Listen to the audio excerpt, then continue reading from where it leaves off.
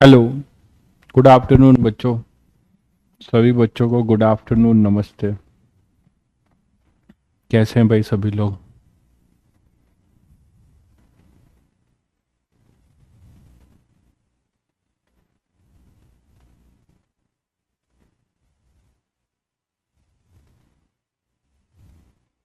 आंसू, योगेश, सिमरन, संचित, हरिओम, सभी को नमस्ते, good afternoon. Ishaan, good afternoon.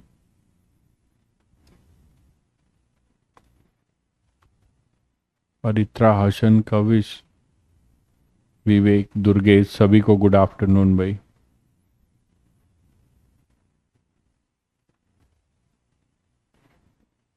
एक सेकेंड।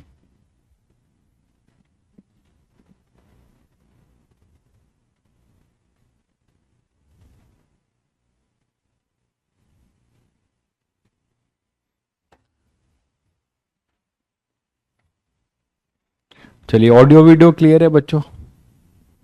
ऑडियो वीडियो क्लियर है आपको? प्रैक्टिस का टाइम मिलेगा भाई, मिलेगा प्रैक्टिस का टाइम। अभी जो पढ़ रहे हो उसको एटलीस्ट पढ़ते रहो, ठीक है? काफी टाइम मिलेगा, एक महीना कम नहीं होता प्रैक्टिस का टाइम।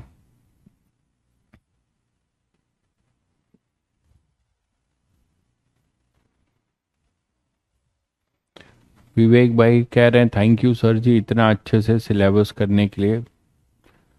चलिए विवेक भाई, बस इसका फ़ायदा उठाइए आप। अगर सिलेबस प्रॉपरली हुआ है तो फ़ायदा उठाइए आप लोग इसका। चलिए, जेई मेंस के भी जेई मेंस के भी कोई टॉपिक छूटा नहीं है। जेई मेंस के जितने सेमीकंडक्टर 4 लेक्चर लिया है, ठीक है? सेमीकंडक्टर 4 लेक्चर लिया है, ईएम वेव उसके। और ये मैं बता दूं तुम्हें, ये जो इस एक्सक्लूसिव टॉपिक है ना, सेमीकंडक्टर, पीछे से बोलता जा रहा हूं, सेमीकंडक्टर, सेमीकंडक्टर में लॉजिक गेट्स भी आता है।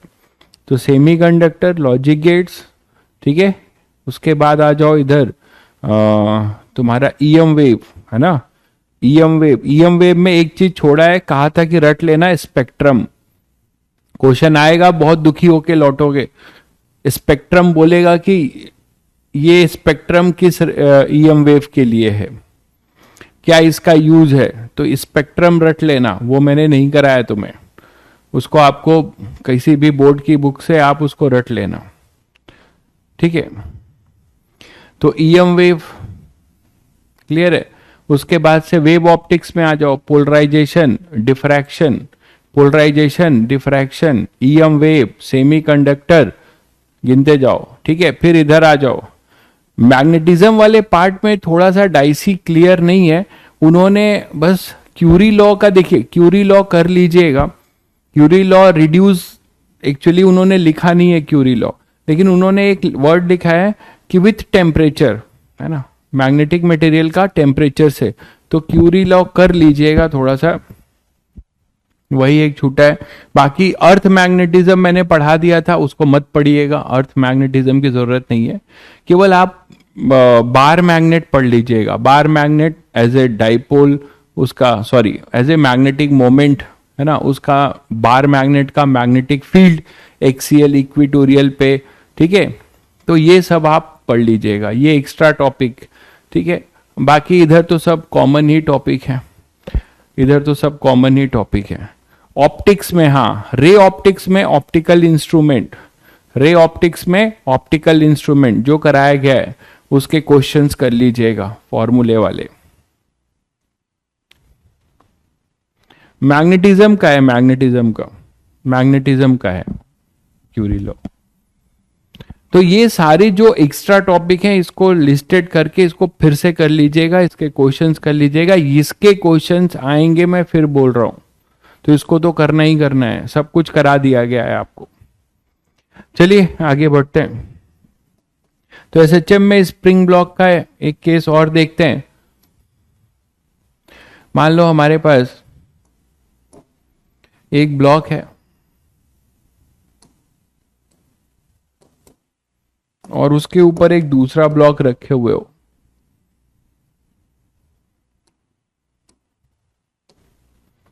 ठीक है? और बच्चों यहां पे स्प्रिंग जुड़ी हुई है इसके साथ, और ये जो है अपना कैपिटल एम है, ये स्मॉल एम है, ठीक है। ये इसका नेचुरल लेंथ है, मतलब ये इसका मीन पोजीशन रहेगा। आपने इसको डिस्प्लेस कर दिया, ये स्मूथ है, ये स्मूथ है।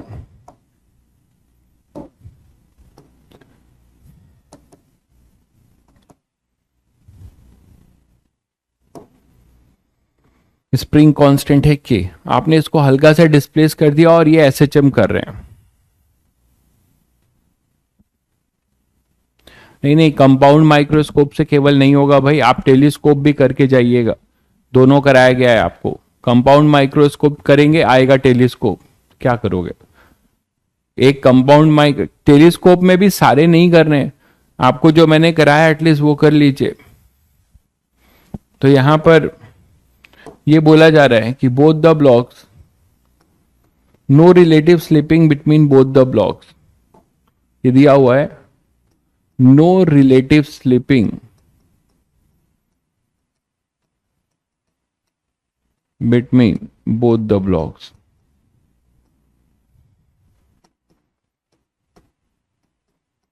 No relative slipping between both the blocks, ये है, ठीक है। तो आपको दो चीज निकालना है, find friction when both the blocks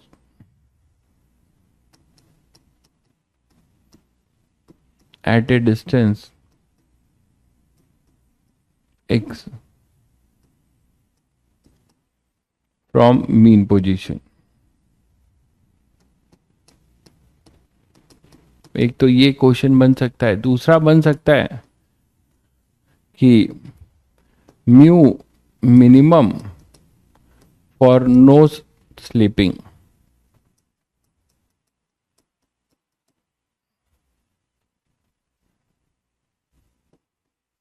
तो ये भी बन सकता है, ठीक है।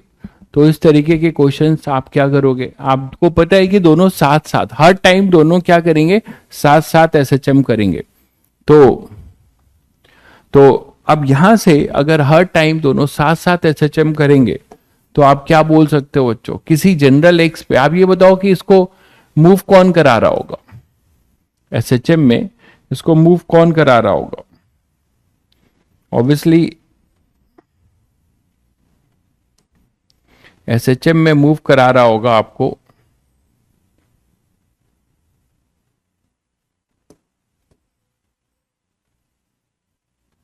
ये यहां पे आ गया मान लो,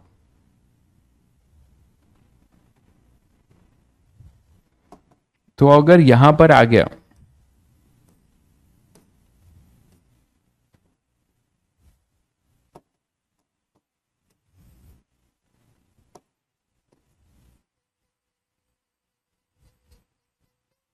ठीक है, तो मान लो ये एक्स है मीन पोजीशन से, तो जब ये एक्स है तो आपको पता है कि जो एक्सेलरेशन होगा ये एक्स है। इस समय एक्सेलरेशन क्या होगा बच्चों, इस समय सिस्टम का एक्सेलरेशन क्या होगा, यहां पे एक्सेलरेशन लग रहा होगा।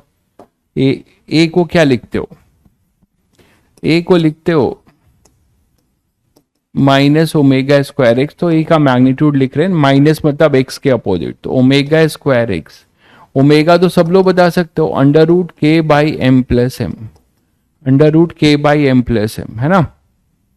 तो ओमेगा स्क्वायर एक्स होगा। अब आपको ए पता है, तो अगर आप छोटे वाले ब्लॉक को साथ साथ कौन मूव करा रहा है, आप बताओ, छोटे वाले ब्लॉक को साथ साथ कौन मूव करा रहा है। तो छोटे वाले ब्लॉक के लिए आप बोल सकते हो कि बड़े वाले के रिस्पेक्ट में देखोगे तो इस पे सूडो फोर्स लगेगा। बड़े वाले के रिस्पेक्ट में अगर आप छोटे वाले की एबीडी बनाओ तो आपको क्या अलग दिख रहा है,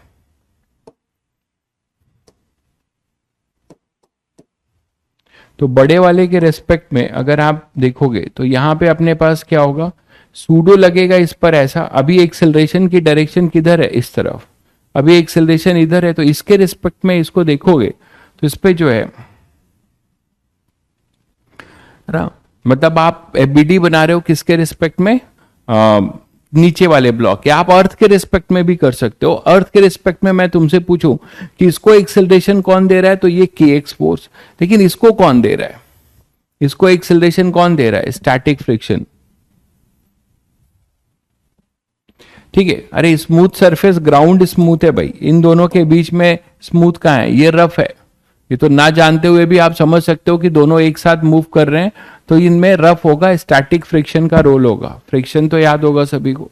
तो यहां पे अपने पास क्या होगा, तो यहां पे आप बोल सकते हो कि सूडो फोर्स इधर लगेगा, और अगर आप इसके रिस्पेक्ट में करते हो तो एफ एस ऐसा लगेगा। This is your F S.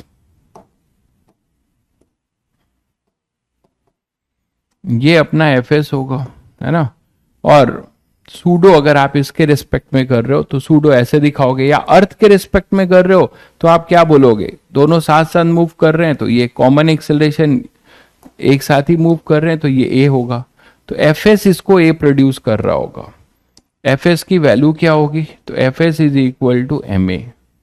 ठीक है, और ए आपको पता है एफ एस क्या हो जाएगा, एम ओमेगा स्क्वायर एक्स। तो F S as a function of X आपको मिल जाएगा, F S as a function of X आपको मिल जाएगा।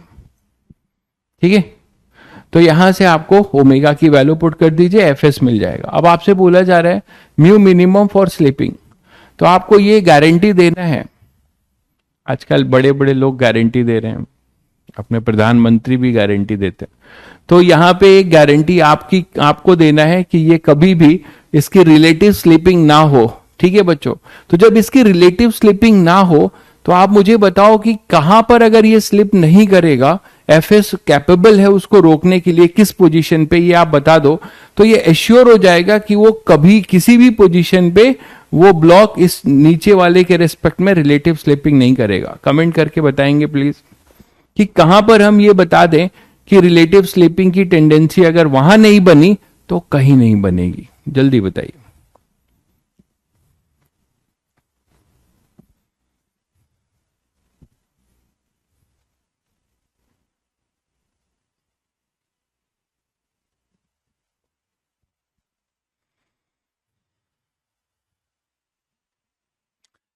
एक्सट्रीम पे, बहुत बढ़िया, वेरी गुड जय, बहुत बढ़िया भाई कार्तिक, बहुत बढ़िया। तो ये जो है एक्सट्रीम पे है ना, बिल्कुल, जब इसका एक्स जो है एम्पलीट्यूड पे होगा, है ना, तो एट एक्सट्रीम पोजीशन,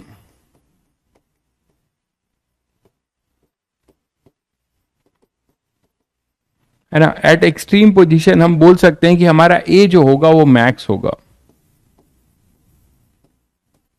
ए जो होगा अपना वो क्या होगा, ए मैक्स होगा, ये मानते हो, ए जो होगा वो अपना ए मैक्स होगा।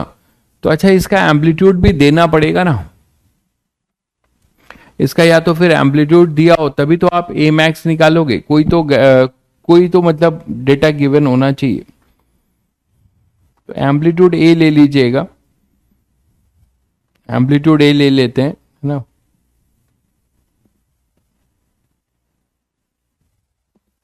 या एम्पलीट्यूड भी पूछा जा सकता है, इसको ऐसे चेंज कर देता हूं, रुको।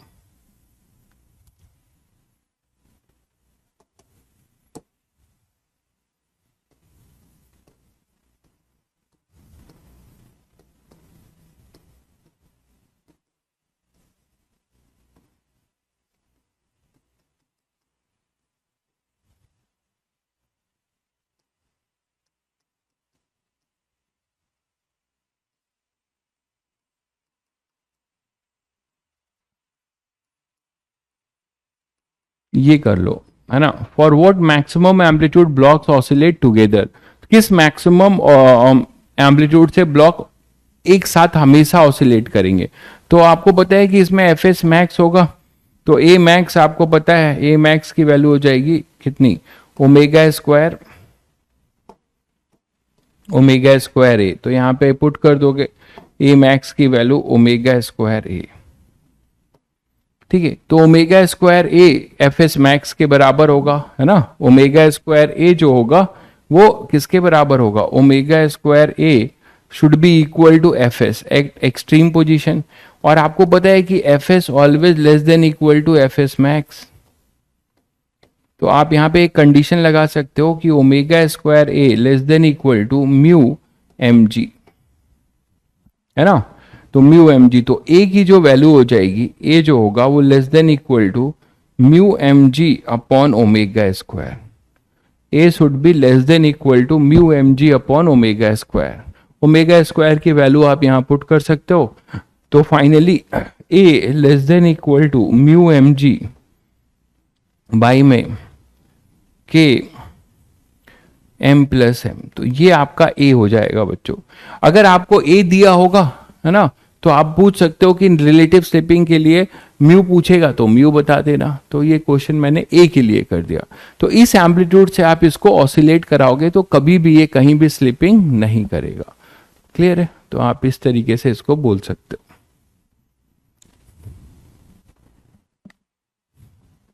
ठीक है, चलिए।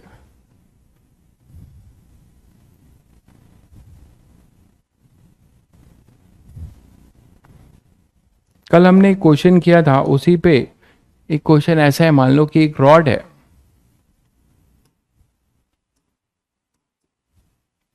और रॉड ये हिंज्ड है, इसके अबाउट हिंज्ड है, और यहाँ पे दो स्प्रिंग लगी हुई है, यहाँ पे दो स्प्रिंग लगी हुई है ऐसा। एक आपका सेंटर पे ले लेते हैं, कहीं भी लग सकता है, मैंने एक सेंटर पे ले लिया है, और दूसरा मैंने कहीं यहां पे ले लिया है, किसी जनरल बी डिस्टेंस पे, चलो इधर ले लिया। रॉड यूनिफॉर्म में, मास m है, लेंथ l है, ये इसका सेंटर ऑफ मास है ना। और यहां से ये कितनी डिस्टेंस पे है, कुछ जनरल b ले लेते हैं, और ये पूरा l है, और ये हिंज्ड है इसके अबाउट। तो इसका हमें टाइम पीरियड निकालना है ना। ये मान लो अपना K1 है, ये अपना K2 है। K1 K2 अलग भी हो सकते हैं। m भी आएगा, कहां पे m आएगा,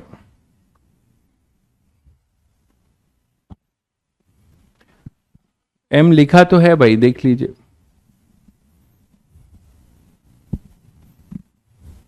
m लिखा तो है।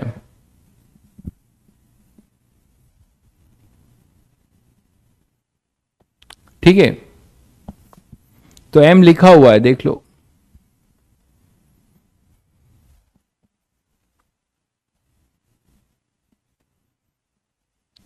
चलिए इसको करते हैं। तो यहां पर ऐसे क्वेश्चन में आप क्या कर सकते हैं, आप इसको एनर्जी मेथड से भी कर सकते हैं, और बाकी जो अच्छा मेथड है, छोटा मेथड है, वो है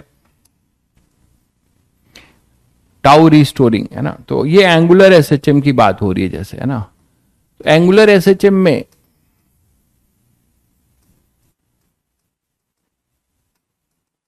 बताया था आप लोगों को कि पहले आपको क्या निकालना है, पहला स्टेप होगा टाउ रिस्टोरिंग, है ना। पहले इसको थीटा से डिस्प्लेस करो किसी भी तरीके से, और यहां पे क्या करो, इसको टाउ रिस्टोरिंग निकालो। उसके बाद आप टाउ रिस्टोरिंग निकालोगे तो फिर अल्फा निकाल लो। टाउ रिस्टोरिंग अपॉन में आई किसके अबाउट होगा, आई जिसके अबाउट बॉडी रोटेट कर रही होगी, अबाउट एक्सिस ऑफ रोटेशन। और उसके बाद आप इसको कंपेयर कर सकते हो alpha equal to minus omega square theta से। तो ये तीन स्टेप हमेशा आप एंगुलर एसएचएम में करते हो। तो जैसे ये अभी इक्विलिब्रियम में है ना, तो all the whole system is on a smooth horizontal table, the whole system is on a smooth horizontal table, है ना। both the springs at its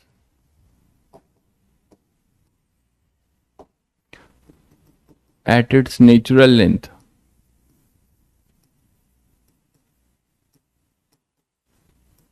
when rod is vertical।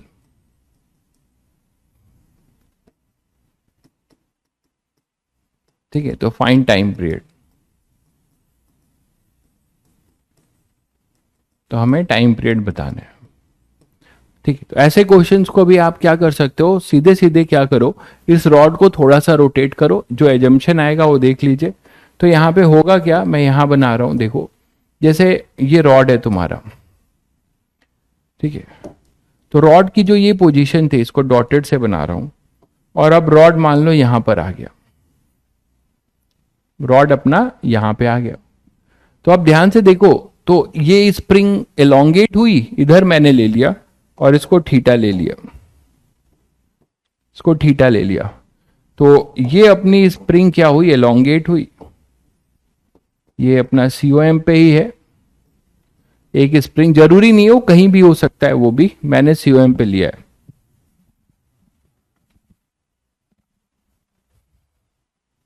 ठीक है, तो यहां पे अरे SHM में पता नहीं क्या क्या आता है, मैं SHM से पूरी फिजिक्स रिवाइज करा दूं, थोड़ी टाइम की कंस्ट्रेंट है, प्लस मैं तुम लोगों को ये भी देख रहा हूं कि मैं मेंस और थोड़ा सा और जो बेसिक फंडामेंटल्स है वो आपको बता दूं।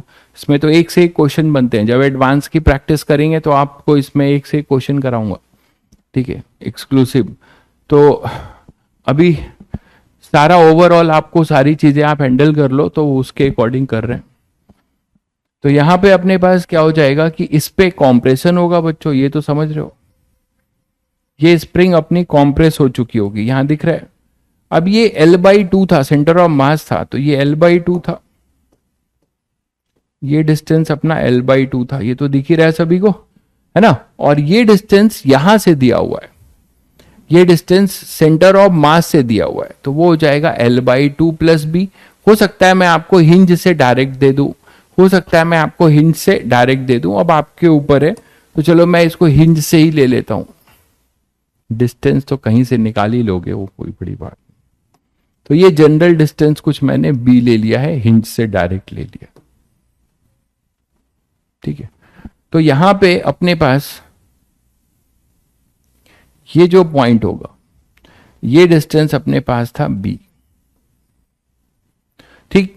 अब आप देखो कि ये स्प्रिंग कितना एलोंगेट हो गई है, ये स्प्रिंग एलोंगेट हो गई है, दिख रहा है सभी को, ये स्प्रिंग अपनी एलोंगेट हो गई है, और ये स्प्रिंग अपनी कॉम्प्रेस हो गई है, ये स्प्रिंग अपनी कॉम्प्रेस हो गई है, ये एलोंगेट हो गई है, ठीक है। अब कितने से क्या एलोंगेशन है आप मुझे बताओ, कि ये डिस्टेंस है बी और ये थीटा, तो इसको मैं डायरेक्ट बोल सकता हूं बच्चों कि ये बी साइन थीटा है ना। ये x1 अगर मैं लेता हूं इसको, और ये तुम्हारा x2 है, तो अभी अभी कल भी किया था और बताया था आपको कि x1 को क्या लिख सकते हो, ये मान लो O है, ये O है, नेमिंग कर लो, ये अपने पास C है, ये A है, तो ये A हो गया, ये C हो गया, ये O हो गया।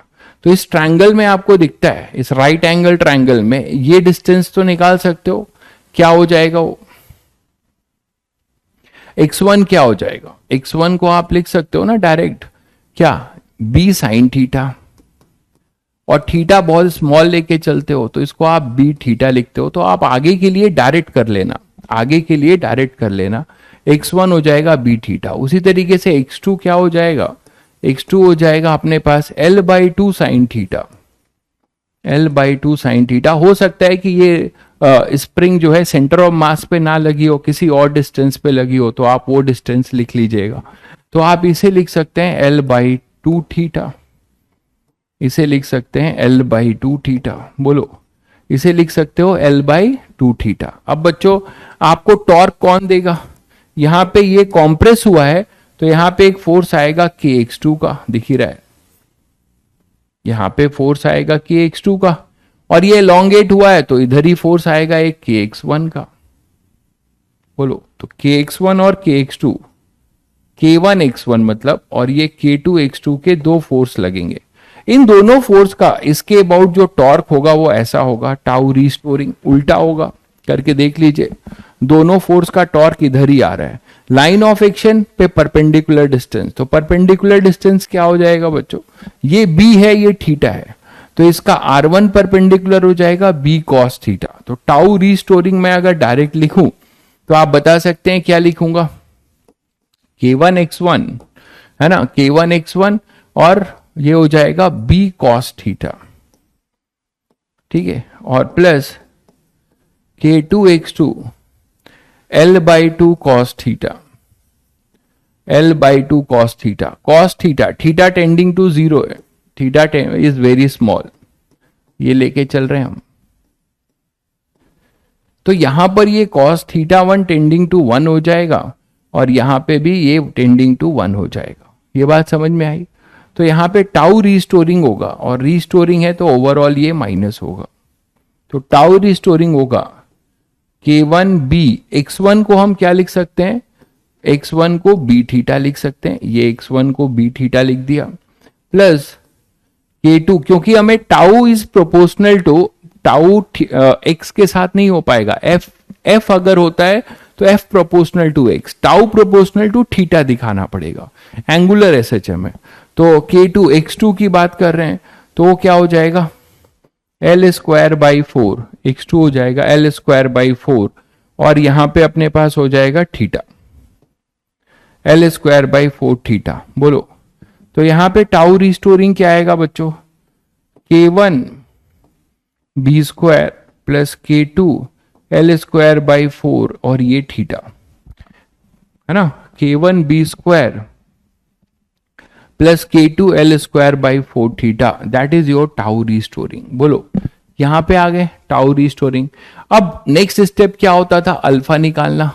तो टाउ प्रोपोर्शनल टू थीटा है, टाउ प्रोपोर्शनल टू थीटा, तो ये SHM की कहानी है ना। टाउ जैसे F प्रोपोर्शनल टू x है, where theta is the angular displacement from the mean position. तो यहां तक आ गए आप।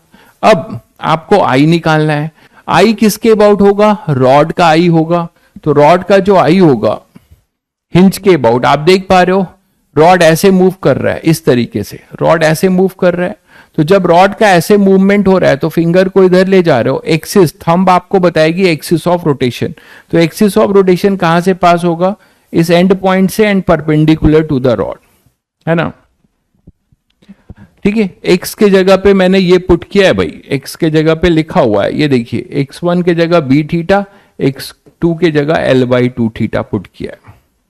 ये x2 के जगह पे यहां पे L बाई 2 थीटा पुट किया, तो वो L बाई 2, ये L by 2, L square by 4 हो गया।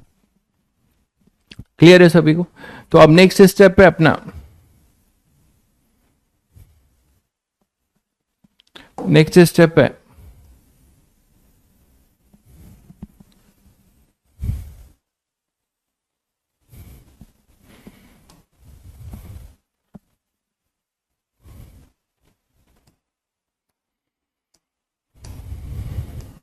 इसमें बस आई से आपको अल्फा निकालना है, और आपको अल्फा निकालने के बाद इसको आई से डिवाइड कर देना है आपको आई से। तो आपके पास अल्फा जो हो जाएगा होगा टाउ रिस्टोरिंग अपॉन आई। तो अल्फा हो जाएगा tau restoring K1 B square plus K2 L square by 4 upon में ML स्क्वायर बाई 3, है ना, यही होगा ML स्क्वायर बाई 3। तो अल्फा आ जाएगा अपने पास minus 4K1 B square plus K2 L square ML square, और ये हो जाएगा ओवरऑल में इधर 3। तो अल्फा और ये थीटा, इसको लिख सकते हो minus 12K1 B square plus 3K2 L square upon में ML स्क्वायर थीटा। अब आप इसको कंपेयर कर सकते हो माइनस ओमेगा स्क्वायर थीटा से। अब आप इसको कंपेयर कर सकते हो ओमेगा स्क्वायर थीटा से। ठीक है, तो यहां से आपको मिल जाएगा omega square 12K1 B square. ये K1 K2 आपको सॉल्व करा देगा, है ना। K1 K2 में आपको रिलेशन दे देगा, L और B में रिलेशन होगा, तो आप इजिली और सॉल्व कर सकते हो। मैंने जनरल डिस्टेंस ले लिया है। तो ओमेगा आपको मिल जाएगा। तो टाइम पीरियड हो जाएगा 2 pi under root ML square upon 12K1 B square plus 3K2 L square. तो ये आपको बच्चों टाइम पीरियड मिल जाएगा। ऐसे क्वेश्चन आप इजीली हैंडल कर सकते हैं। सबसे स्टैंडर्ड मतलब इजी मेथड है, बाकी आप एनर्जी से भी करोगे वो बढ़ा जाएगा।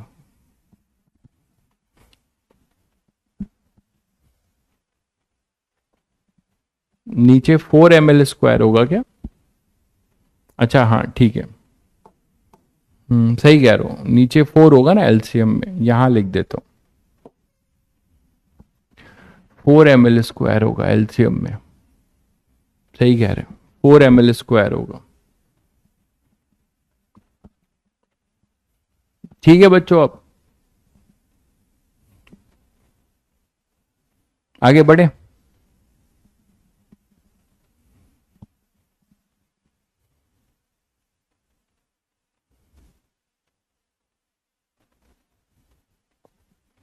क्लियर है?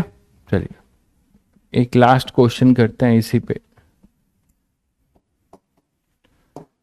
कि जैसे डिस्क का किया था हमने, मान लो डिस्क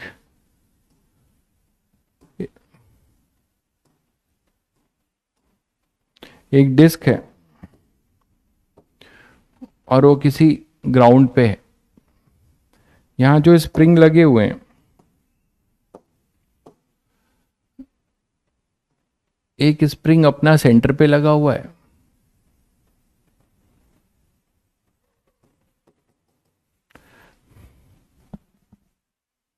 और एक अपना R/2 डिस्टेंस पे लगा हुआ है।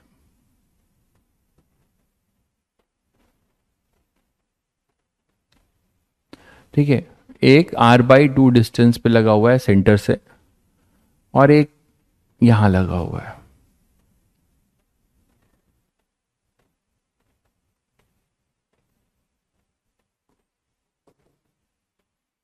तो ये कहानी है। ठीक है,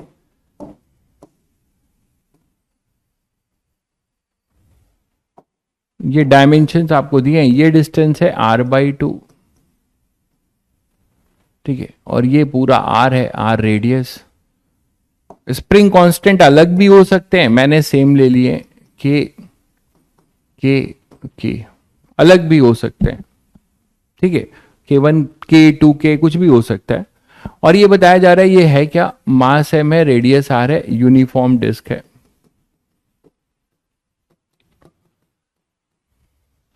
आपको बताना है कि ये स्लाइटली डिस्प्लेस होगा if disk is slightly displaced, find its time period।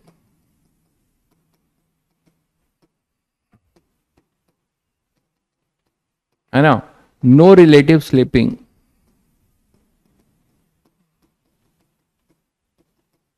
Between disc, no relative slipping between disc and ground. Ground और डिस्क के बीच में कोई रिलेटिव स्लिपिंग नहीं है। ग्राउंड और डिस्क के बीच में बच्चों कोई रिलेटिव स्लिपिंग नहीं है। ठीक है, अब इस क्वेश्चन को भी आप रॉड से देख सकते हैं।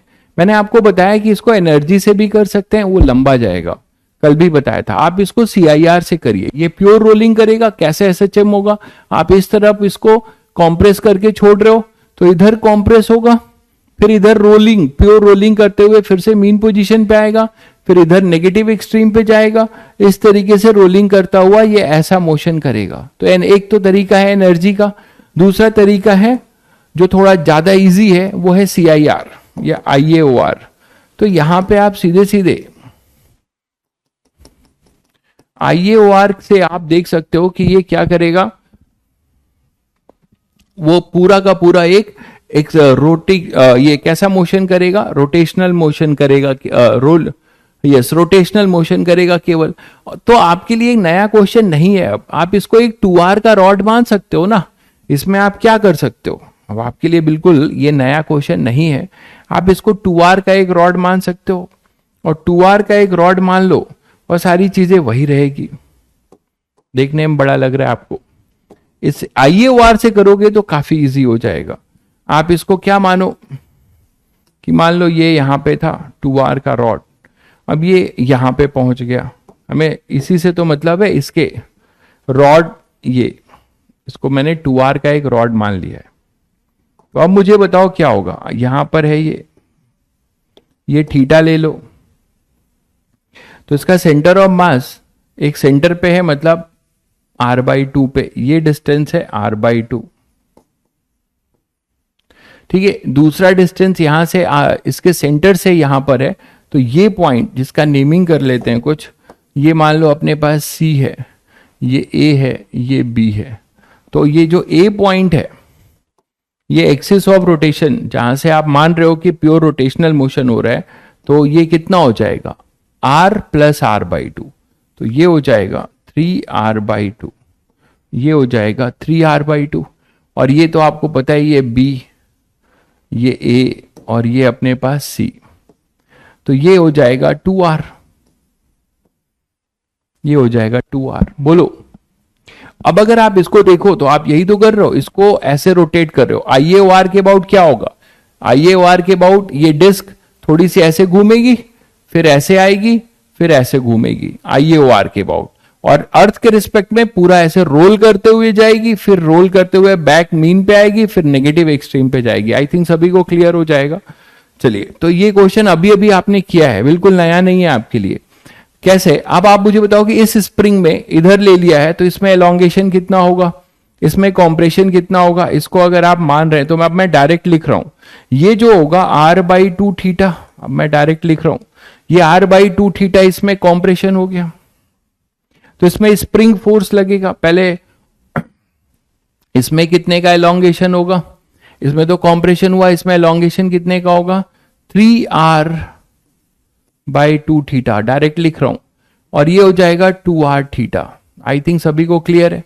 अब इन्हीं की वजह से स्प्रिंग फोर्स लगेगा, स्प्रिंग फोर्स हमेशा इधर लगेगा अपोजिट डायरेक्शन में, तो स्प्रिंग फोर्स जो लगेगा बच्चों वो यही लगेगा। यहां पे क्या लगेगा, के सबका सेम दिया है मैंने, के सबका मैंने सेम दिया है,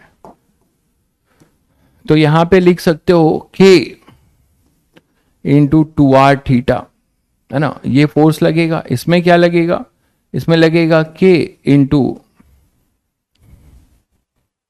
3r/2 थीटा। एक मिनट,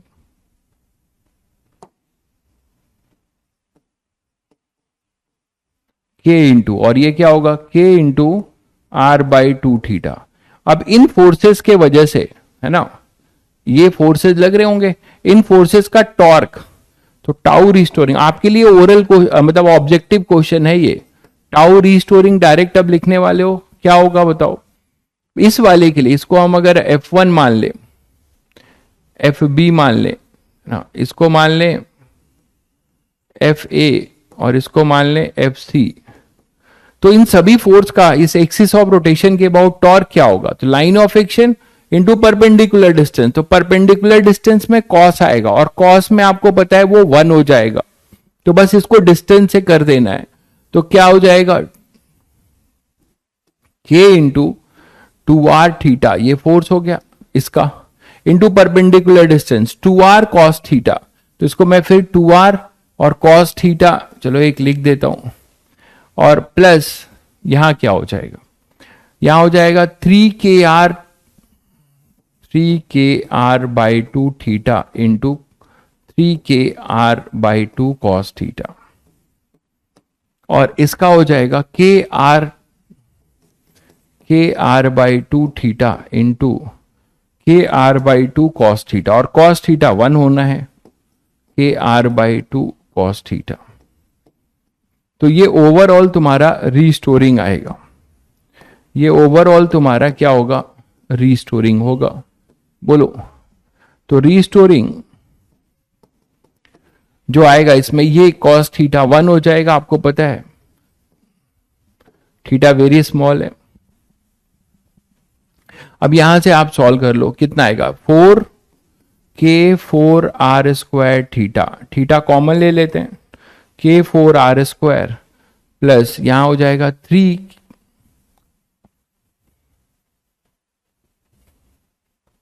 अच्छा एक मिनट, यहां पे एक मिनट रुको,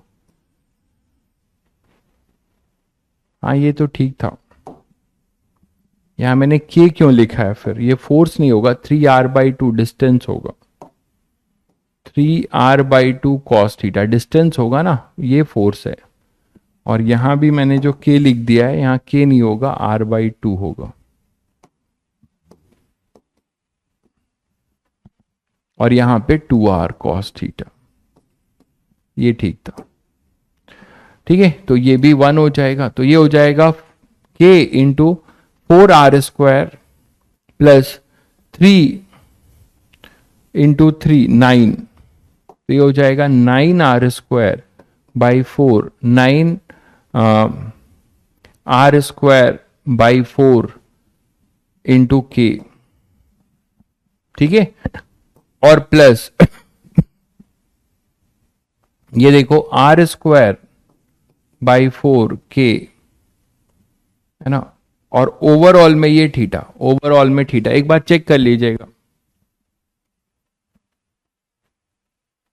IAOR से सेंटर का डिस्टेंस r होगा, बिल्कुल सेंटर का डिस्टेंस r होगा। मैंने क्या लिखा है, अच्छा r/2 ले लिया है। पूरा गड़बड़ हो गया, पहले बताना था। नहीं, ये सही लिखा है, यहां गड़बड़ हुआ है बस।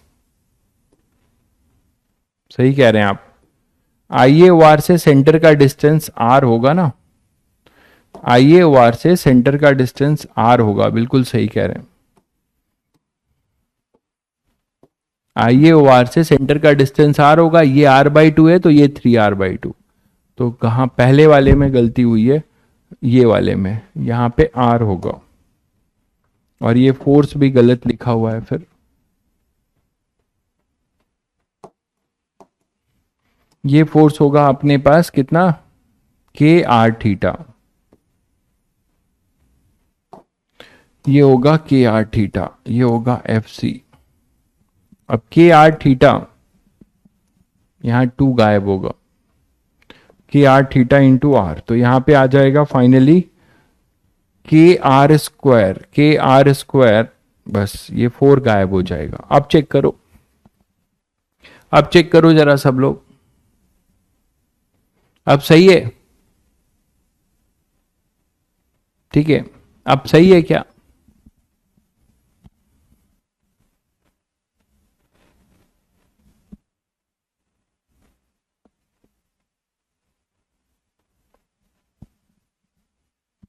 ठीक है, चलिए, तो टाउ r जो हो जाएगा माइनस, एलसीएम ले लीजिए, तो ये 16 और 9 25, 25 और 4 29, तो 29k r²/4 थीटा। एक बार चेक करो जरा बच्चों, 29k r²/4 थीटा।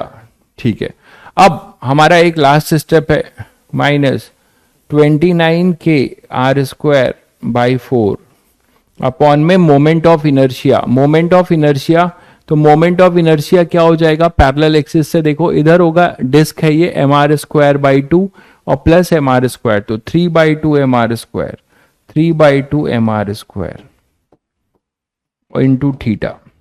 इसको भी सॉल्व कर लीजिए, तो ये ऊपर चला जाएगा और ये नीचे 2 से कैंसिल होगा, 6 आएगा, r² कैंसिल हो गया, तो फाइनली अल्फा हमारे पास आएगा -29k बाई 6m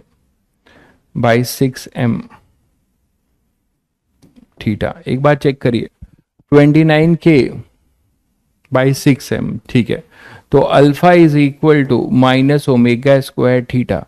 तो बच्चों टाइम पीरियड आ जाएगा 2π√6m/29k।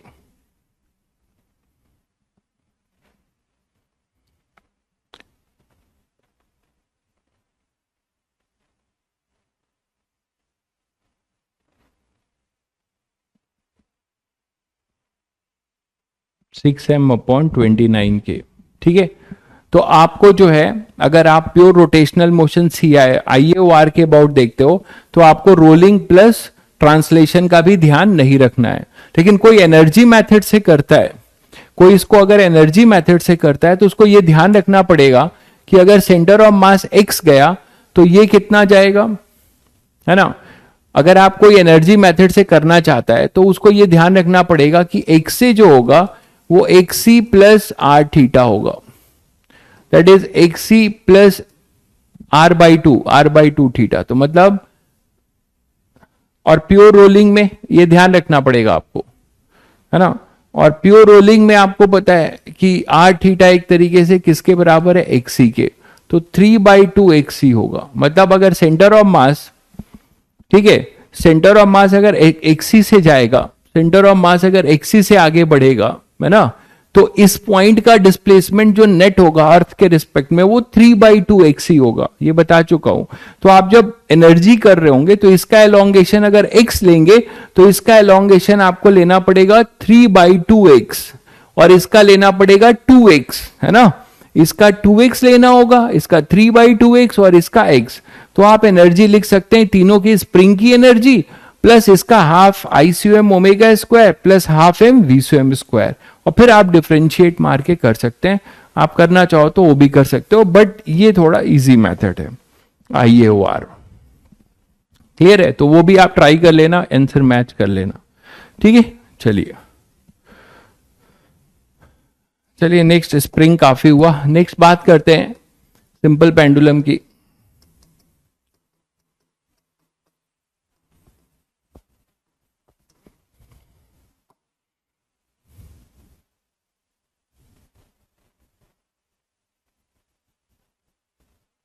तो सिंपल पेंडुलम में आपको 2π√L/g है, ये एंगुलर एसएचएम का ही, ये एंगुलर एसएचएम भी है। तो एंगुलर एसएचएम का एक बेसिक एग्जांपल है सिंपल पेंडुलम, ठीक है। तो इसमें हमारा जो फॉर्मूला है वो तो सबको पता है, उसको अब आप डिराइव भी कर सकते हो, या तो एनर्जी मेथड से या फिर आप उसको डिराइव कर सकते हो टॉर्क वाले से, जो अभी बताया मैंने आपको।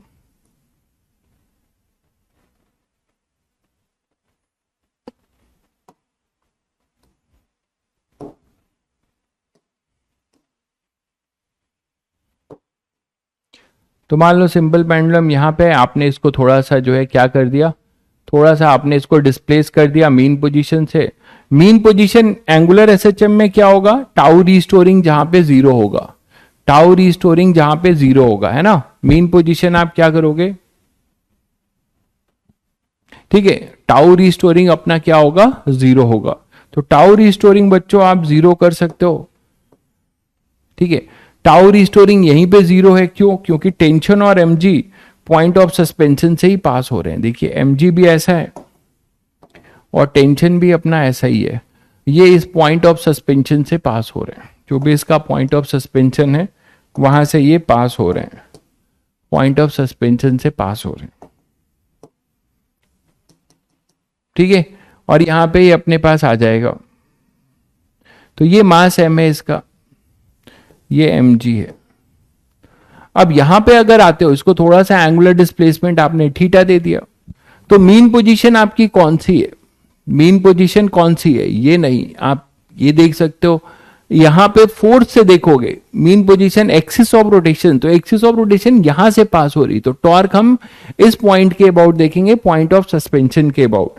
तो यहां पे जो टॉर्क आपको दिख रहा होगा वो mg का कंपोनेंट लेके आसानी से कर सकते हो। तो ये इसको आप एनर्जी से भी कर सकते हो, चाहे जो करना चाहो। तो यहां पर आ जाएगा आपका एक ऐसा और एक ये टेंजेंशियल,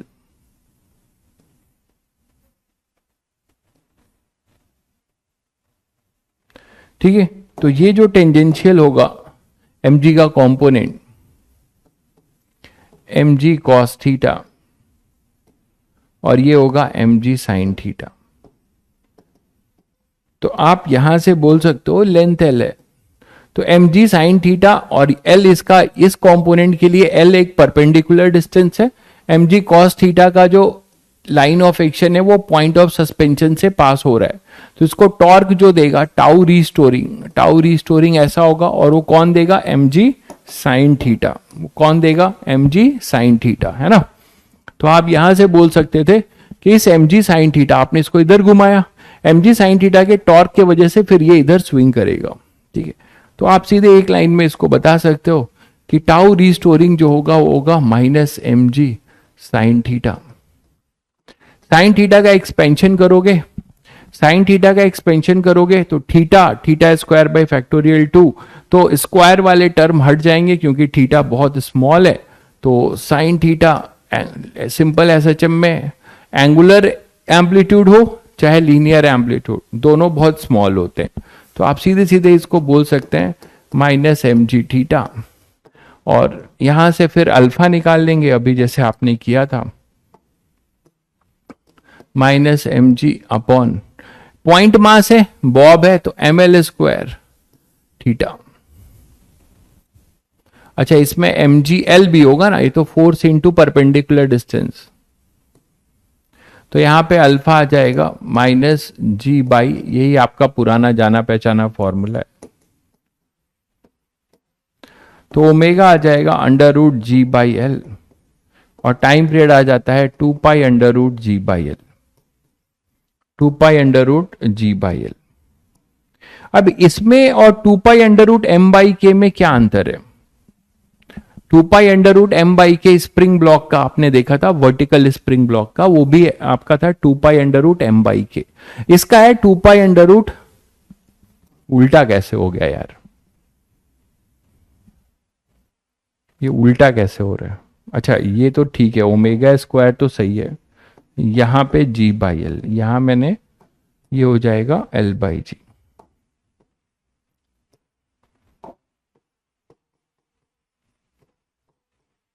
ठीक है, तो आप देख रहे हैं कि लेंथ और जी दोनों पे डिपेंड कर रहा है। ठीक है, लेंथ ऑफ द पेंडुलम पे डिपेंडेंसी है और जी पर भी है, जबकि 2 pi under root M, 2 pi under root M by K में जी पे कोई डिपेंडेंसी नहीं थी। उसी स्प्रिंग ब्लॉक को मैं एलिवेटर पे भेज दूं, पानी में डुबा दूं, है ना, उसका time period 2 pi under root M by K ही रहेगा। बट यहां पे कहानी अब बदलने वाली है, यहां पे कहानी बदल जाएगी, जहां जहां जी चेंज होगा वहां वहां टाइम पीरियड चेंज होगा।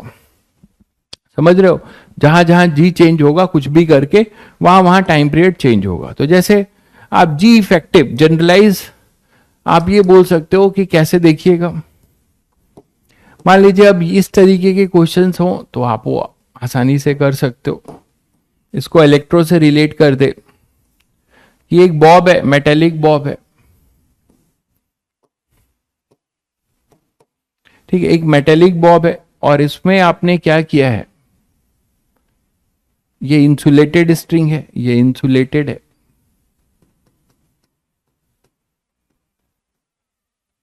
आपने यहां पे चार्ज डिस्पर्स कर दिया है ना, क्यू का, और बॉब का मास है एम, इस पूरे का मास है एम, और आपने एक इलेक्ट्रिक फील्ड अप्लाई कर दिया, इलेक्ट्रिक फील्ड स्विच ऑन कर दिया, ऐसा uniform electric field switch on कर दिया। तो अगर आपने uniform electric field switch on कर दिया है तो सभी को पता है क्या होगा, यूनिफॉर्म है ये, सभी को पता है क्या होगा, आपका ये होगा कि इधर अपने पास क्या आएगा, इधर के पास आएगा अपने पास QE, जो G है अब वो G नहीं रह जाएगा, ये तो mg होगा, और यहां पे जो फोर्स है इस तरफ वो अपने पास आ जाएगा QE का, है ना। तो नेट जो G इफेक्टिव आप बोलोगे, एक तरीके से ये बोल सकते हो G minus QE by M, मतलब इसका एक्सेलरेशन, एक तो G का, है ना, नेट फोर्स होगा mg minus QE by M, तो आप इसको बोल सकते हो, बॉयंसी लगेगी, बिल्कुल लगेगी, उस पर भी आएंगे अभी, तो G minus QE by M, तो अब आपके पास ये आ जाएगा G अपॉन, तो आप टाइम पीरियड जो लिखोगे, है ना, इसको आप प्रूव भी कर सकते हो, मैं उस पर नहीं जा रहा हूं, ट्रिक बता रहा हूं, 2 pi under root L upon g effective, तो G minus QE by M, ये कर सकते थे आप। अगर ये डाउनवर्ड होता G की डायरेक्शन में तो G plus QE by M हो जाता। अगर मान लो आपके पास कुछ ऐसा हो जाए कि एक ट्रॉली है, इस ट्रॉली पे आपने फोर्स कॉन्सेप्ट में भी पढ़ा ही है,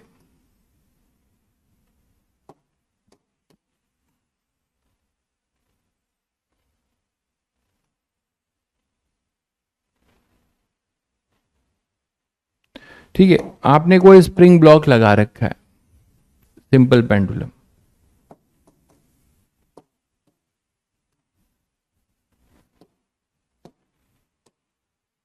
अब ये कांस्टेंट एक्सेलरेशन से मूव कर रहा है, ये कांस्टेंट एक्सेलरेशन से मूव कर रहा है, तो इसका टाइम पीरियड क्या होगा? तो इसके टाइम पीरियड के लिए भी आपको क्या करना है, जी इफेक्टिव देख लेना है। तो जी इफेक्टिव आप यहां पे ऑब्वियसली इसके अंदर जो बैठा है वो देखेगा, सूडो लगाओगे, अगर सूडो लगाओगे तो आपको इधर मिलेगा एम ए, इधर मिलेगा एम जी, है ना, ये मिलेगा एम जी। ये हमने सूडो लगाया क्योंकि हमें ऑसिलेशन इसके रिस्पेक्ट में ट्रॉली के फ्रेम में दिखेगा।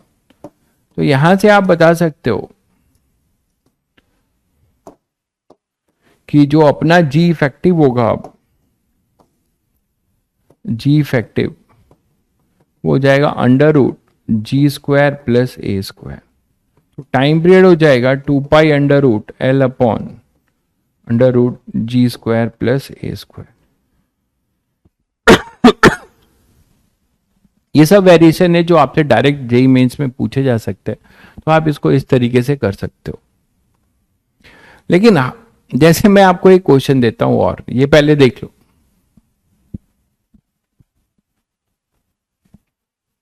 नेक्स्ट मान लो कुछ ऐसा हो जाए कि आपको मैंने एक पेंडुलम, सिंपल पेंडुलम दिया है, इंसुलेटेड ही है, और ये वही बॉब है,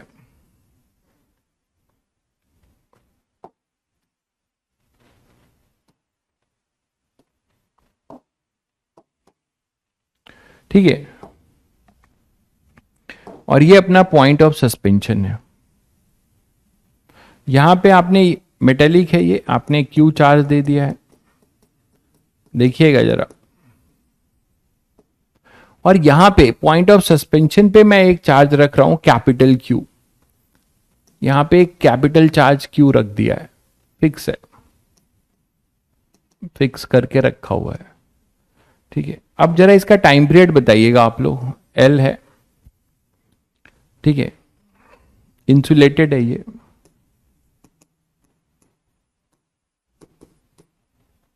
इसका टाइम पीरियड बताइएगा, इसका टाइम पीरियड क्या होगा? पिछली स्लाइड ले लीजिए ये,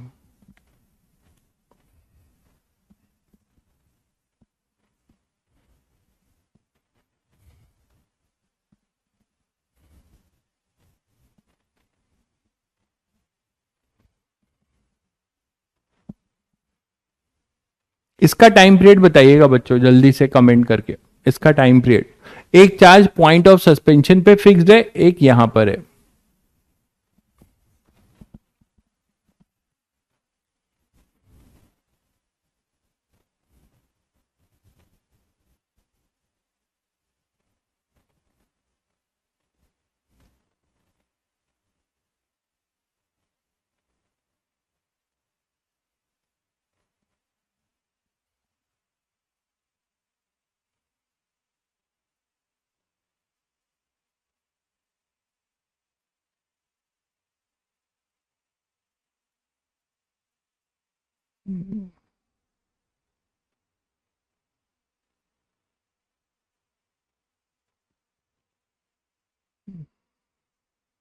सुमित भाई ने लिखा है जी प्लस के क्यू क्यू, मतलब कुलम्स लॉ वाला जी इफेक्टिव।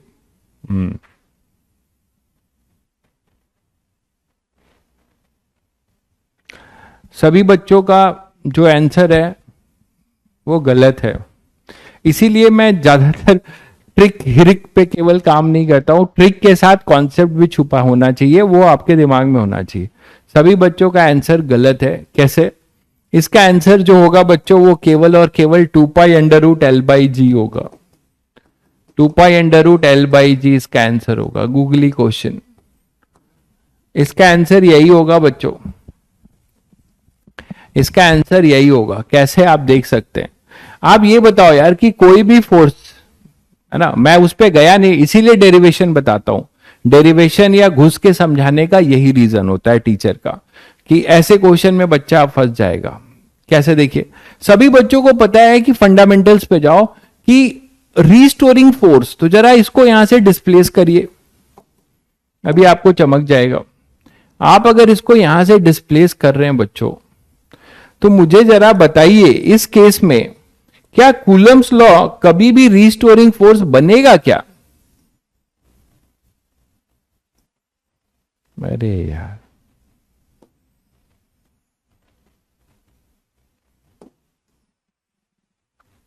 यहां पे बच्चों जब ये आ चुका होगा तो कभी भी कूलम्स लॉ रीस्टोरिंग फोर्स बनेगा क्या? वो हमेशा लाइन ज्वाइनिंग के लॉन्ग लगता है।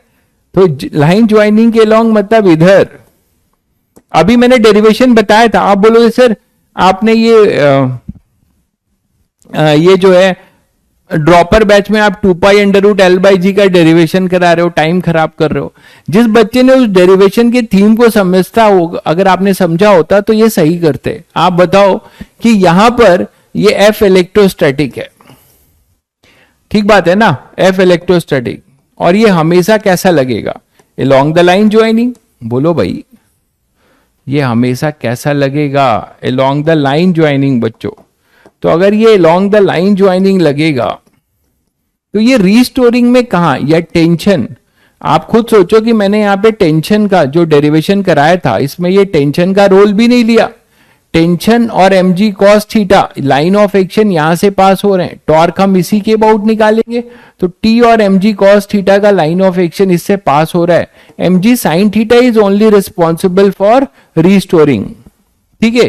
अरे कुछ भी हो जाए यार, अगर चार्ज अपोजिट हो जाएगा तो इधर जाएगा, लेकिन उसका torque Fe tau due to T equal to tau due to Fe at point of suspension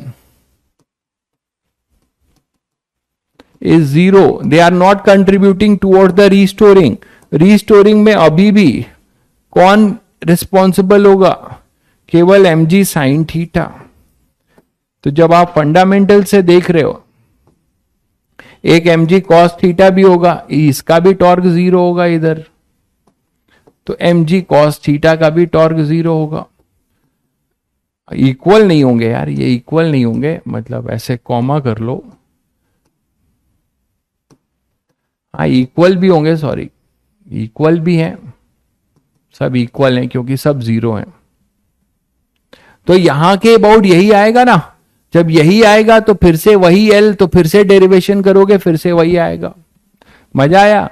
ऐसे गूगली के क्वेश्चन बहुत हो जाएंगे, ठीक है, तो आप खुश हो जाओगे और करके आओगे, यही है। इसीलिए फिजिक्स को फिजिक्स जैसे ही पढ़ना चाहिए। तो 2 पाई अंडर रूट L/G, शायद समझ गए सब लोग। तो यहां पे इनका जीरो होगा। टाउ रीस्टोरिंग में जो होगा वो केवल mg sin theta into L होगा। फिर से वही derivation, same mg L theta. तो आपको दिख रहा होगा कि फिर से हमारा टाइम पीरियड वही होगा। हाँ, अगर ऊपर चार्ज नहीं होता और एक्सटर्नल इलेक्ट्रिक फील्ड होता तब तो होता ना। अभी हमने किया, आपको बताया, यहां पे QE है, आप इधर ले जाइए इसको, यहां पे क्यों होगा? यहां पे आप इसको किसी थीटा पे ले जाइए, QE ऐसा लग रहा होगा। QE के भी दो कंपोनेंट आएंगे इधर, एक ऐसा और एक ऐसा। इधर mg sin थीटा और इधर QE sin थीटा, इसीलिए तो आ रहा है। समझ गए? अगर आप इसको भी कर सकते हैं तो नेट फोर्स क्या आएगा? mg sin theta minus QE sin theta, इन दोनों का नेट टॉर्क इस तरफ आना चाहिए। तो ये भी एक कंपोनेंट आएगा, QE का टॉर्क में रिस्पॉन्सिबल होगा, और ये भी, उसके वजह से ये आ रहा है। ठीक है बच्चों, तो ये कहानी है। यही हाल सूडो का भी है। सूडो का भी अगर आप इधर डिस्प्लेस करोगे, इसको अगर आप डिस्प्लेस करोगे, यहां से इधर डिस्प्लेस करोगे, तो सूडो का भी कंपोनेंट लगेगा, एक इधर और एक इधर, और mg का। तो सूडो का एक कंपोनेंट है ना, और इसका mg का, इन दोनों का मिलके आपके पास आएगा। शायद अब सबको समझ में आ गया होगा, सबको समझ में आ गया होगा शायद। क्लियर है? चलिए नेक्स्ट अपने पास है, मान लीजिए एक केस ऐसा ले जिसमें लेंथ को कुछ करें। मान लीजिए आपके पास ये सिंपल पेंडुलम है, आपने इसको यहां से रिलीज किया है,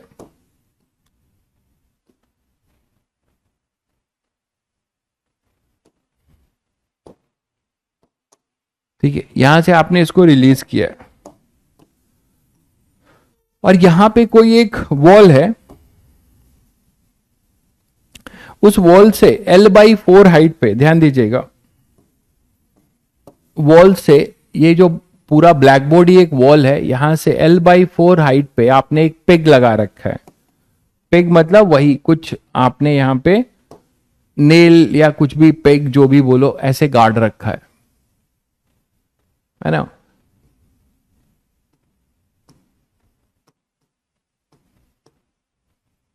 जो भी बोलो, और आपने इसको यहां से रिलीज कर दिया एक्सट्रीम पोजीशन से। अब ये यहां पे स्विंग करता हुआ आ रहा है, ठीक है, ये डिस्टेंस है पूरा L, ये है L/4, ठीक है। अब ये स्विंग करता हुआ आ रहा है, यहां पे ऑब्स्टिकल है, ये पॉइंट ऑफ सस्पेंशन है। तो हमें बताना है, इसको छोड़ दिया, इसका टाइम पीरियड बताना है।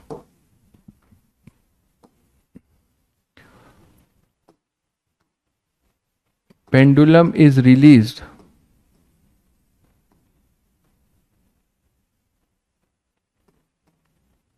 ठीक है,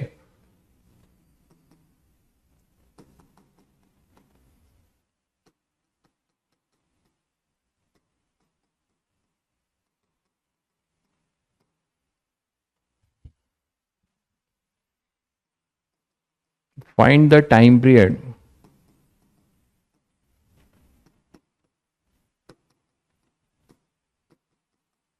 of the string Bob system. तो हमें इसका टाइम पीरियड बताना है, ठीक है। अब क्या करोगे बताओ, यहां से आपने इसको छोड़ दिया ब्लैक बोर्ड के प्लेन में, ये पूरा ब्लैक बोर्ड का ये वर्टिकल प्लेन है, इस वर्टिकल प्लेन में ये ऑसिलेट कर रहा है। तो जब आपने इसको यहां से छोड़ दिया और यहां पे आपने ब्लैक बोर्ड के प्लेन में एक नेल गार्ड रखा है, तो जब इसको यहां से छोड़ोगे तो सभी बच्चों को इतना कॉमन सेंस है कि क्या होगा, ये स्विंग करता हुआ जब वर्टिकल होगा तो उसके बाद इतना लेंथ इसका फंस जाएगा और ये इफेक्टिव पेंडुलम बनेगी 3L/4 की, ये इफेक्टिव पेंडुलम बनेगी 3L/4 की। शायद ये बात सबको समझ में आ गई होगी, बोलो भाई। तो बस कर लो फिर, और क्या, जब ये समझ गए तो फाइनली क्या होगा कि ये जो है जब यहां पर आ चुका होगा बच्चों, तो ये 3L/4 के इफेक्टिव पेंडुलम बनेगा, 3L/4 का इफेक्टिव पेंडुलम बनेगा।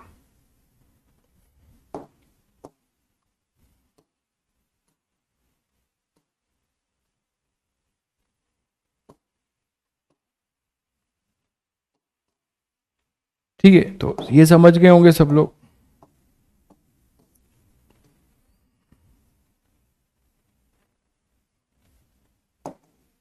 मतलब ये मोशन ऐसा होगा और इसका मोशन पूरा ऐसा होगा। तो दो पेंडुलम अब आपको नजर आएगी,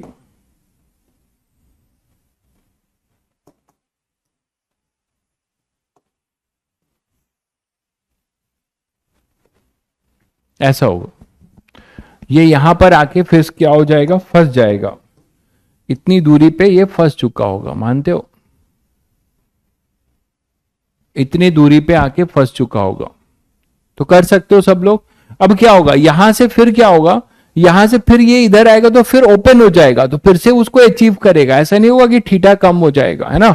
तो इसका टाइम पीरियड क्या होगा, देखो, अगर आप इसको ए बोल रहे हो, इसको बी बोल रहे हो और ये सी बोल रहे हो, तो इसका टाइम TAC निकाल लें, इसका टाइम TBC निकाल लें, दोनों को ट्वाइस कर दें, है ना। टाइम पीरियड क्या होता है, यहां से यहां जाना, यहां से यहां जाना, फिर ऐसे आना, फिर ये खुल जाएगा, फिर यहां पे आप फिर से पहुंच जाना, that is one time period. तो टाइम पीरियड अगर आप बोलोगे तो टाइम पीरियड जो होगा वो 2 times of TAC plus TBC, मानते हो, TAC प्लस TBC, ठीक है। तो TAC प्लस TBC में पहली बात देखें TAC क्या है। तो TAC जो अपना रेगुलर जो पेंडुलम है उसका कौन सा टाइम है, एक्सट्रीम से मीन का, ये मीन है, ये एक्सट्रीम है।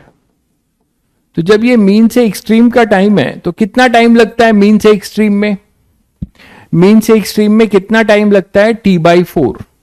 तो आप यहां पे क्या बोल सकते हो कि ये जो TAC है वो कैपिटल TAC, इसका जो अपना टाइम पीरियड होगा उसका 1/4 होगा, क्योंकि ये मीन से एक्सट्रीम में है। तो 1/4 into 2 pi under root L by g. ठीक है, तो ये अपने पास आ जाएगा pi by two under root L by g T A C. उसी तरीके से टी बी सी ये हो जाएगा T capital T B C by 4, जो भी इस पेंडुलम का जो टाइम पीरियड होगा, इस पेंडुलम का जो टाइम पीरियड होगा उसका 1/4, क्योंकि ये अपने मीन से कहां जाएगा, एक्सट्रीम पे। ठीक है, और फिर जब लौटेगा तो इसीलिए मैंने यहां पे क्या कर दिया है, ट्वाइस कर रखा है।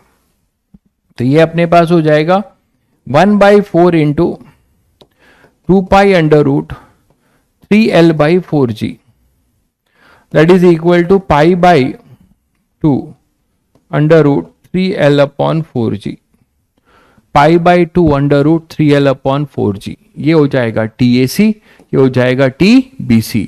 अब इसको ट्वाइस कर दो तो कैपिटल टी क्या हो जाएगा, 2 times of pi by 2 under root L by G plus pi by 2 under root 3L/4G।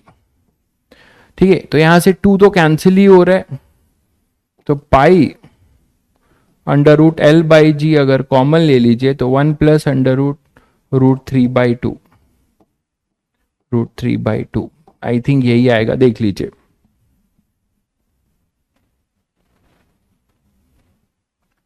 ठीक है, तो ये आपका आंसर हो जाएगा।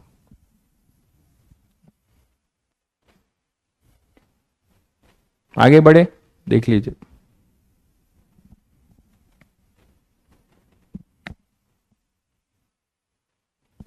चलिए नेक्स्ट एक क्वेश्चन करते हैं। मान लीजिए आपके पास एक इंक्लाइंड वॉल है,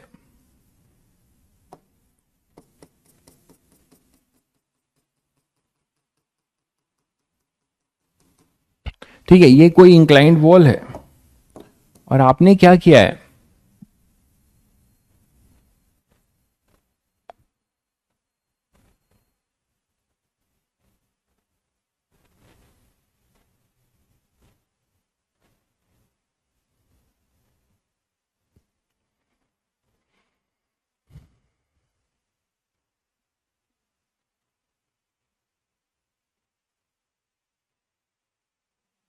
एक पेंडुलम बनाते हैं।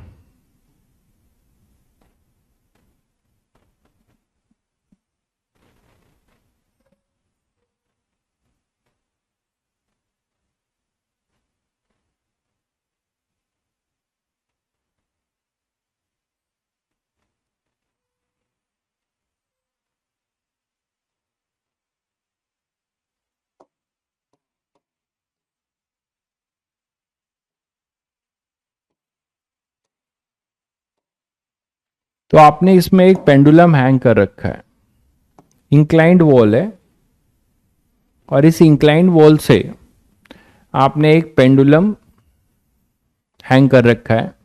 ठीक है,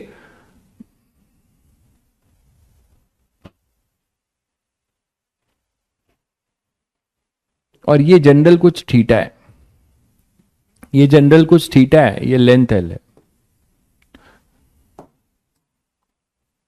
आपने इसको थीटा को के बारे में ये बोला जा रहा है कि इफ इसका इंक्लाइनेशन बीटा है, ये भी देता हूं,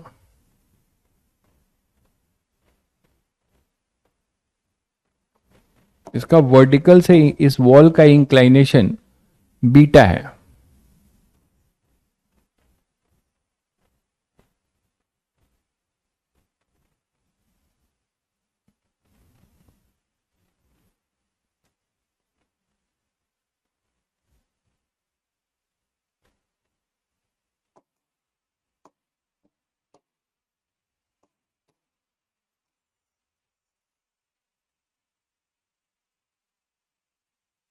तो इसका इंक्लाइनेशन है, देखो, बीटा। ठीक है, वर्टिकल से इसका इंक्लाइनेशन है beta, this is beta. Beta is the inclination of, beta is the inclination of wall from the vertical. ठीक है, बीटा के बारे में बोला जा रहा है, inclination of wall from vertical.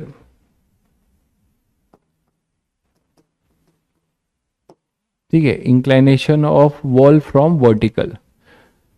आपको बताना है कि find time period of the pendulum.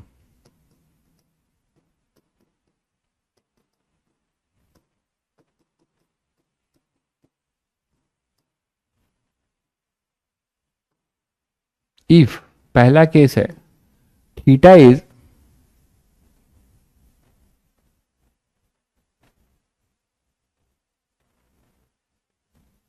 Less than beta, दूसरा ले लेते हैं theta is greater than beta.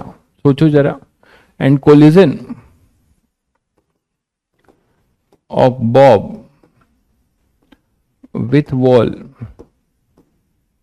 Is perfectly elastic, perfectly elastic. ये दो केस में हमें टाइम पीरियड निकालना है। हाँ मुझे याद है आज सैटरडे, छोड़ दूंगा, ये लास्ट क्वेश्चन है, ये लास्ट क्वेश्चन है।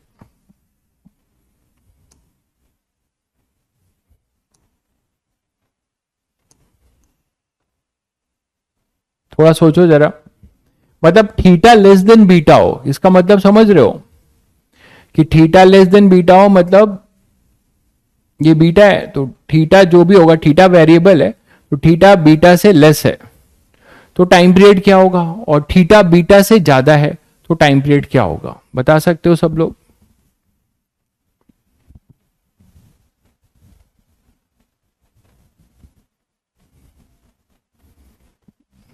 अरे पहले वाले का तो आंसर सभी लोग दे सकते हो यार, क्वेश्चन नहीं समझ पा रहे हो क्या? ये इंक्लाइंड है, ये थीटा वेरिएबल है, मैंने कोई जनरल थीटा बीटा से छोटा भी हो सकता है बड़ा भी, दो केस में आपसे पूछा है। पहले वाले का आंसर तो बता दो।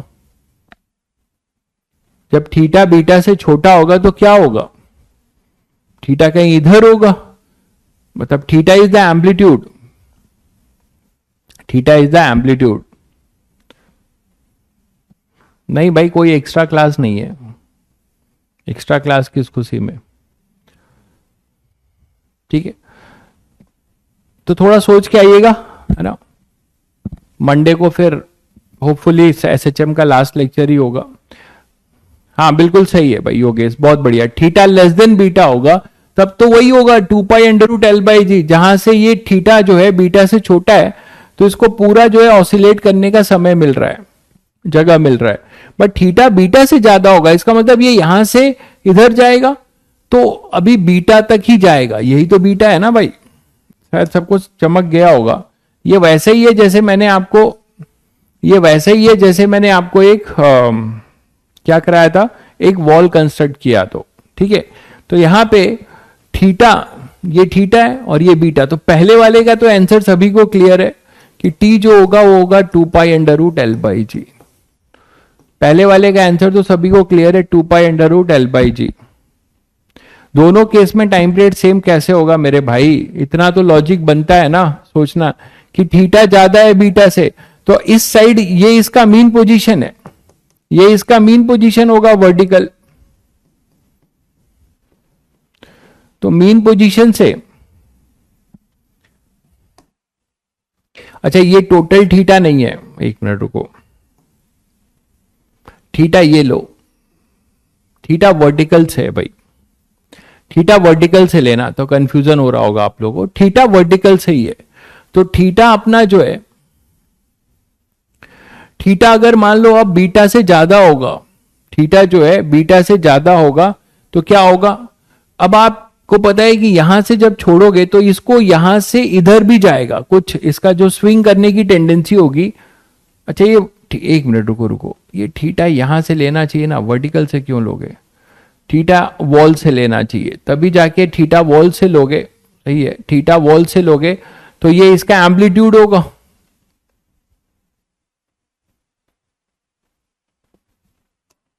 नहीं वॉल से लेंगे तो एम्पलीट्यूड कहाँ होगा, मीन पोजीशन तो यही है ना, तो वर्टिकल से ही लेना पड़ेगा, और ये ज्यादा है थीटा बीटा से, तो मीन पोजीशन, अरे तो ठीक तो है, वर्टिकल से ये थीटा ज्यादा है बीटा से, तो इसका मतलब ये अभी और इधर जाएगा, ये जो है ये कुछ इधर आता कि नहीं, इधर आता, और शायद समझ गए होंगे, ठीक है। तो थीटा अपना बीटा से ज्यादा होगा तो आपको दो पार्ट में करना होगा, एक इक्वेशन का हेल्प लेना होगा और दूसरा अपना t/4 इफ थीटा। दूसरे केस में देखिए क्या लॉजिक लगा सकते हैं, थीटा अगर ग्रेटर देन बीटा हुआ तो पहले तो ये एक्सट्रीम पोजीशन है, एक्सट्रीम पोजीशन से मीन चला आएगा, एक्सट्रीम से मीन चला आएगा, यहां पे चला आएगा, उसके बाद ये यहां तक जाएगा, यहां तक जा नहीं पाएगा क्योंकि यहां पे वॉल है, कोलिजन पहले ही हो जाएगा। थीटा आप ये बोल सकते हो, ये होगा ना इसका। थोड़ा इसको और बड़ा बना दें तो आपको फील होगा।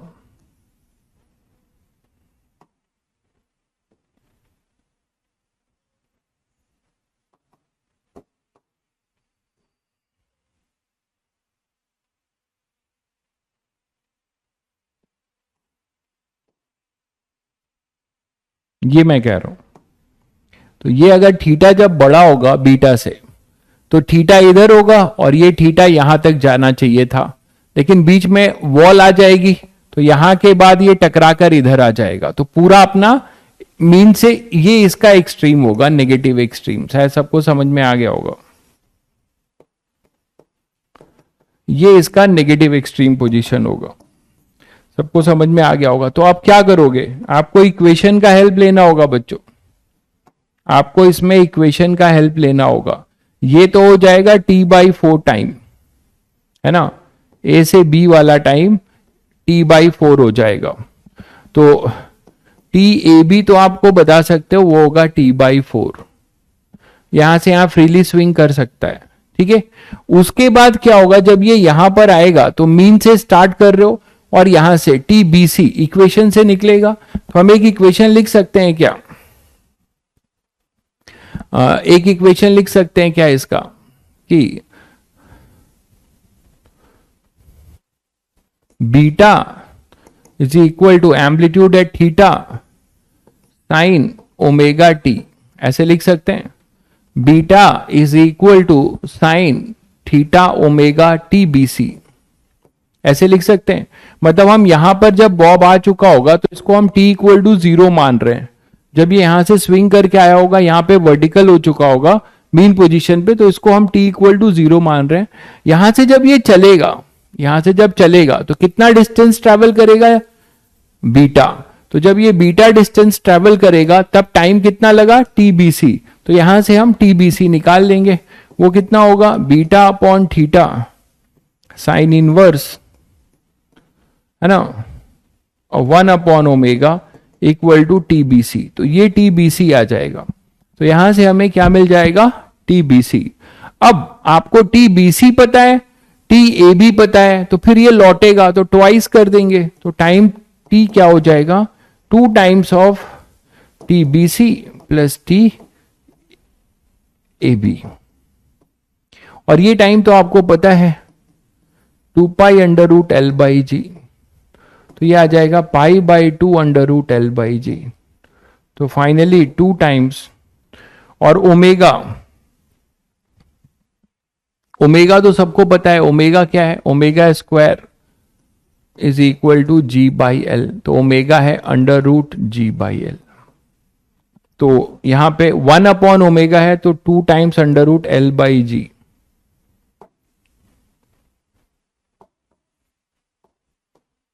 टीबीसी में क्या करोगे, ओमेगा, ओमेगा को लिख सकते हो 1 है तो √L/g sign inverse beta upon theta plus ये हो जाएगा π/2 √L/g।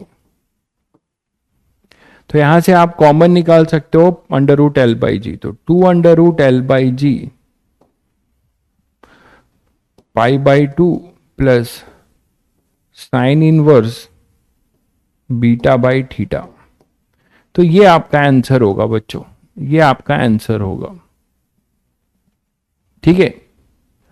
क्या बात है, मोहित बाबू ने एकदम शायरी का जो है पेशकश किया है, बहुत बढ़िया भाई मोहित, बहुत बढ़िया, लगे रहो। चलो फिर मिलते हैं, हाँ शाम को क्लास होगी ना, शाम को क्लास किस खुशी में नहीं होगी, शाम को भी क्लास होगी, भाई रोटेशन का बैकलॉग है तो अभी क्या करोगे? रोटेशन देखिए, रोटेशन में कम से कम मोमेंट ऑफ इनर्शिया कर लेना, एक क्वेश्चन जरूर आएगा मोमेंट ऑफ इनर्शिया से, तो लास्ट में कर लेना, पहले स्कोरिंग टॉपिक करो। रोटेशन ऐसे भी जेई मेंस के लिए बहुत ज्यादा फेवरेट नहीं है, लेकिन जो टॉपिक कट गए तो पता नहीं कि उस कटे हुए टॉपिक के क्वेश्चन वो कहां से मैनेज करें। तो मैं बार बार बोल रहा हूं, बहुत घुस के पढ़ो चाहे मत पढ़ो, बट सारा टॉपिक कवर करो। मैं बार बार एक ही नारा दे रहा हूं तुम लोगों कि पढ़ो चाहे मत पढ़ो बहुत ज्यादा घुसकर डेप्थ में, लेकिन सब पढ़ के जाओ, कुछ छोड़ो मत। पिछली बार आपको याद होगा, सरप्राइज होगा कि आपसे ml²/3 पूछ लिया था, ml²/3 पूछ लिया था। जेई मेंस के लिए कोई भी औकात से बाहर टॉपिक नहीं है आपके लिए, ये आपकी गलत धारणा है। हाँ, जो मैंने पढ़ाया है उसके हिसाब से अगर आप उन क्वेश्चंस पे जाओगे जेई एडवांस के, तो आप एक बार बोल सकते हो। जेई मेंस के लिए कोई औकात के बाहर कुछ भी नहीं है, ये सब भ्रम फैलाया गया है। आप जाके देखो